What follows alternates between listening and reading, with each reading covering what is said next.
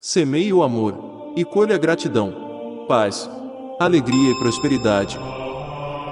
Que o bom Deus abençoe você e a sua família. Não é possível a gente conjugar o momento presente sem a junção de tudo isso. E a conjugação do futuro, esse tempo que a gente nem sabe se vai ter, depende da articulação sábia do passado que nós tivemos com o presente que hoje a gente tem. É essa articulação que faz com que a gente tenha condições de dar passos, de caminhar, acreditando sempre que a mão de Deus nos sustenta, mas acreditando do jeito certo. Sempre que eu penso a providência de Deus, eu penso como um favor que nunca deixa de estar presente na minha vida, mas que ao mesmo tempo nunca retira a minha possibilidade de fazer a minha parte. Porque humanamente, minha gente, nós já aprendemos, até a psicologia e a pedagogia nos ensinam, que o bom educador nunca dá ao seu discípulo a lição pronta. Seria um crime contra o discípulo oferecer a ele a lição pronta. O mestre dá a certeza de sua presença, para retirar alguma dúvida, para poder ajudar a dissolver aquilo que está atrapalhando e prejudicando o aprendizado, mas em alguns momentos o discípulo terá de conviver com a sua solidão. O mestre se cala e se recusa a dar a resposta que nós tanto buscamos. Não é assim na vida? Há respostas que Deus só pode nos responder através do silêncio dele. Isso é mão de Deus também nos sustentando. Que às vezes a gente tem a ilusão, e isso é fruto de uma visão ingênua. Infelizmente, o discurso religioso ao longo da nossa vida pode nos colocar visões ingênuas de que Deus vai fazer tudo por nós, de que Deus faz isso, que Deus faz aquilo. Tá certo? Nós temos o direito de acreditar na proteção divina. Mas nós não estamos desobrigados de fazer a nossa parte. Porque é uma questão de sabedoria, de maturidade. O pai faz isso com o filho, a mãe faz isso com o filho. O amor não pode nos fazer pensar, o amor que a gente sabe que Deus tem por nós, não pode nos fazer pensar de que Ele fará tudo. Gosto muito dessa expressão. Nós só temos o direito de esperar pelo impossível depois que a gente fez tudo o que nos foi possível. Então Deus nos protege? Sim. Mas Ele também pede que eu faça a minha parte nessa proteção. Eu rezo a Deus pela minha vida, peço para que Ele me dê saúde, mas preciso fazer a minha parte para que essa saúde seja uma realidade na minha vida, não é? O cuidado que eu tenho comigo é uma expressão dessa minha parte, do milagre que eu preciso realizar diariamente. Então, às vezes eu identifico a mão de Deus estando presente na minha história, mas não me segurando como eu acho que segura. Sim, alguns desamparos são importantes demais no nosso processo humano. Seria muito interessante se a gente aprendesse isso desde o berço, mas infelizmente não. Então nunca é tarde para a gente aprender. A desproteção que às vezes nós sentimos na vida também é a mão de Deus, porque aquele que ama desprotege. Para que você fique exposto àquilo que você precisa viver e experimentar, sozinho. A presença dele sempre nos olhando, sempre nos orientando. Porque isso é muito interessante. Quanto mais a gente cresce, quanto mais a gente amadurece na nossa experiência com Deus, maior é a capacidade que a gente tem de ouvir e compreender a voz dele na nossa história. Então, Deus me protege assim, mesmo quando ele está distante. Sabe? Não é que ele fica distante, é que nós nos sentimos por causa das situações da vida. O contexto desfavorece perceber essa presença intensa na nossa vida. Então, aquele momento de desconsolo, meu Deus, parece que eu estou abandonado pelo Senhor. Não é não. Esse desconsolo faz parte dessa proteção dele na nossa vida. Porque quem ama sabe muito bem que o amor também precisa passar pela dura experiência da desproteção. Porque excesso de amor desprotege. Não é assim que funciona? Quando uma pessoa é excessivamente protegida, no fundo, no contrário de tudo isso, existe uma desproteção, porque aquela pessoa não consegue amadurecer. Então ela vai ser eternamente ingênua, vai ficar eternamente acreditando que ela está dentro de um conto de fadas, e a vida não é um conto de fadas. Então acreditar na proteção de Deus não nos dá o direito de pensar que Deus fará tudo por nós, que caminhará por nós. Não. Ele vai estar sempre nos fortalecendo à frente dessas batalhas que nós precisamos enfrentar, mas nós estaremos na responsabilidade de realizar a parte que nos cabe. Foi assim com Moisés. Essa música cita Moisés, né? Foi essa mão que ajudou Moisés a dividir o mar em dois. Há nessa passagem uma riqueza muito grande que está em Êxodo. Quando Moisés está apavorado, porque ele retirou o povo do Egito e saiu na direção dessa terra protegida. Protegida não, prometida. Está vendo? Que também é um pouco protegida, né?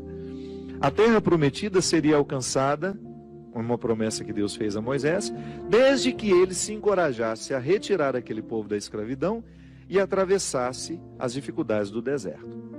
Veja que quem já teve a oportunidade de ir a Israel sabe muito bem o que é o deserto.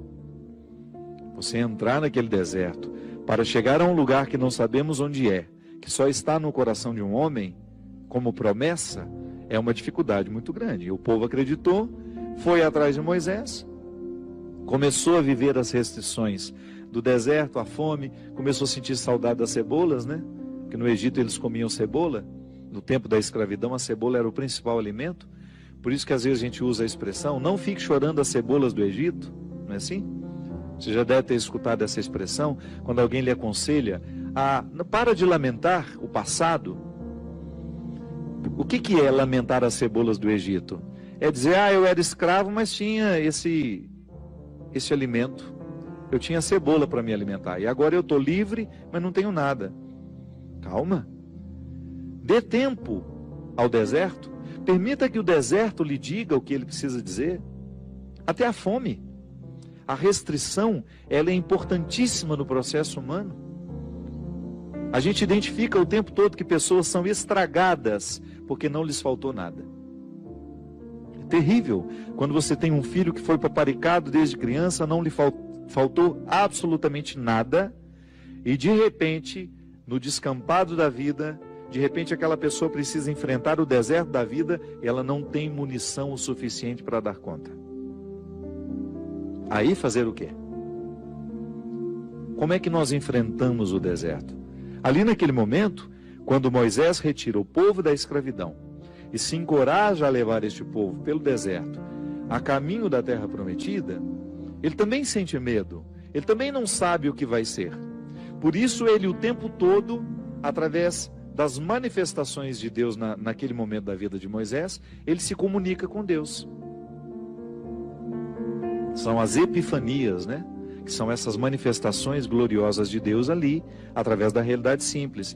É a sarça que arde, é a pedra que jorra água, enfim. Deus vai conversando com Moisés, vai dando a ele sinais de que ele está no caminho certo, mas não o priva da desproteção que o deserto lhe causa. Então, desprotegido naquele deserto, materialmente falando, ele pode firmar uma confiança em Deus que nenhum outro conforto havia dado. Está vendo como é interessante? Como a desproteção, a aparente desproteção, ela tem todo um cuidado reservado e de bastidores ali. Da mesma maneira como você que é pai, é mãe, e você cria uma restrição ao seu filho para que ele possa amadurecer, não é assim? Às vezes você retira alguma coisa do seu filho para que ele sinta realmente a falta, para que depois ele tenha condições de valorizar depois. Volto a dizer, muitas pessoas dão errado na vida é porque não lhes faltou nada. Aí você observa que quando falta demais também pode causar um desequilíbrio, uma falta de confiança na vida, nas pessoas. Enfim, é o equilíbrio que dá certo. Quando você começa a educar, colocando proteção e aparentes desproteções, onde aquela pessoa terá de enfrentar a situação sozinha, ainda que você esteja vendo de longe. Eu enfrentei situações na minha vida extremamente difíceis, que não bastava o outro dizer, eu estou aqui. Por quê? Porque elas eram minhas. Até ajuda você olhar para o lado, saber que tem um amigo com você, que existe uma mãe, que existe um pai, um irmão. Mas em muitos momentos da nossa vida, este calvário é para ser vivido na solidão. É quando eu preciso viver essa sensação de estar desprotegido, da mesma maneira como Moisés viveu, ao pisar os desconfortos do deserto, ao enfrentar aqueles desconfortos, ele compreendeu o que é a condição humana. Então eu também faço essa experiência. Você faz. Eu não quero passar a vida em brancas nuvens, não quero mesmo.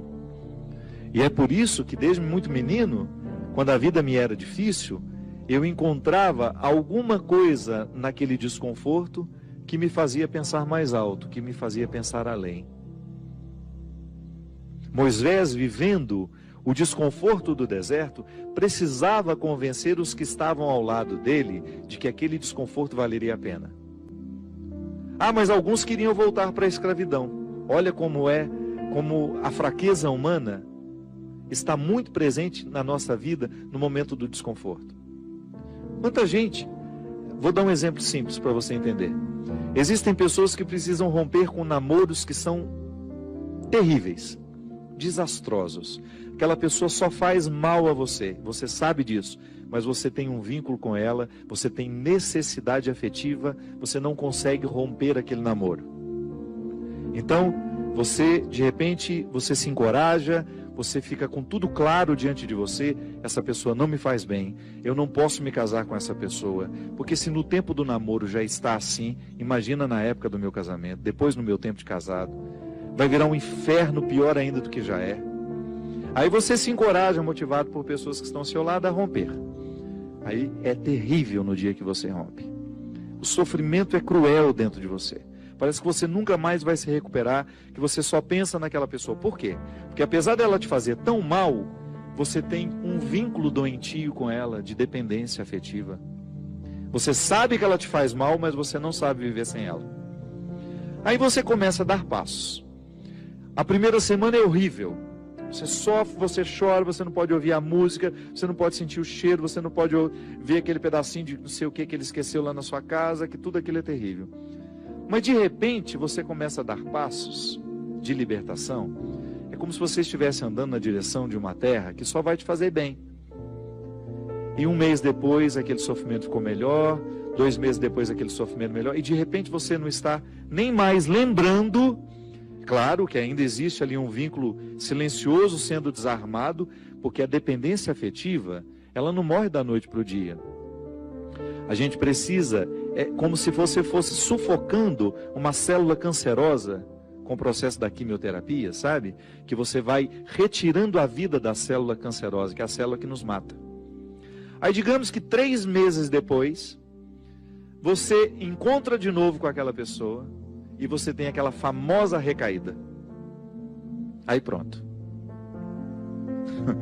O castelo que você estava construindo, o chão que você tinha andado, que tinha sido tão difícil, você joga fora e você volta para o Egito, você volta para a escravidão. Você faz o mesmo que os companheiros de Moisés queriam fazer, voltar a comer a cebola, voltar a comer o alimento podre, estragado. Aí você reata aquele relacionamento, porque ele é doentio e você não cuidou da devida distância que você deveria manter. Porque quando você tem essa dependência afetiva, você tem que estabelecer a distância, porque senão você não se cura. Você tem que parar de querer saber da vida daquela pessoa, porque senão você não se cura. Você precisa parar de ficar fuçando o Facebook dela, porque senão você não se cura. Você precisa parar de ficar investigando a vida. Onde que ela foi? O que ela estava? Você tem que cessar todos os pontos que podem lhe fazer querer voltar para o Egito. Porque senão você nunca vai se libertar. Aí 3 meses depois você está bela e formosa já, matando a célula cancerígena, você vai dar mais uns beijos na boca, volta àquela dependência horrorosa e o inferno retorna na sua vida. Na sua primeira semana é até bom que está tudo voltando. Daqui a pouco, minha filha, você está no inferno pior do que você estava 3 meses atrás. É assim. Quando a gente não sabe viver o desconforto que nos edifica, a gente se boicota o tempo todo. É como parar de beber, é como parar de fumar. Você fica sem fumar 1 ano e você comemora porque você parou de jogar aquela toxina cancerígena no seu organismo, e de repente você vai lá e acende um cigarro de bobeira e aquele vício volta como se fosse um monstro capaz de te comer inteiro. Pronto. Todo aquele sacrifício que você fez dos primeiros dias sem fumar vão para o saco. Por quê? Todo aquele sacrifício vai para o saco. Por quê? Porque você não foi capaz de viver o desconforto de renunciar. Minha gente, é impressionante como essa mão de Deus nos auxilia assim, nos fazendo conscientes do que nós precisamos romper na nossa vida. São situações que a gente precisa estabelecer limites para elas, porque senão a gente não vai ser curado nunca. A gente vai ficar eternamente doente na fila dos necessitados, chorando e mendigando um pãozinho de bondade do outro, um pãozinho de afeto do outro. Pelo amor de Deus, nós não fomos feitos para isso. Nós não fomos feitos para ficar arrastando dependentes afetivamente dos outros. A gente foi feito para amar. E o amor só tem sentido na nossa vida se for para nos edificar, se for para nos ajudar a atravessar o desconforto do deserto. Caso contrário, ele não faz sentido. Esse pseudo-amor, esse falso amor que às vezes a gente diz sentir um pelo outro, que não nos ajuda nos desconfortos do deserto. Eu preciso viver os meus desertos, você precisa viver os seus. E os verdadeiros amigos são aqueles que reconhecem os desertos que o outro precisa passar e fala: isso mesmo, vamos passar por esse deserto porque você precisa dele. Obrigado por assistir esse vídeo. Se inscreva, curta e compartilhe, para que mais pessoas possam receber essa mensagem de transformação. Que Deus te abençoe.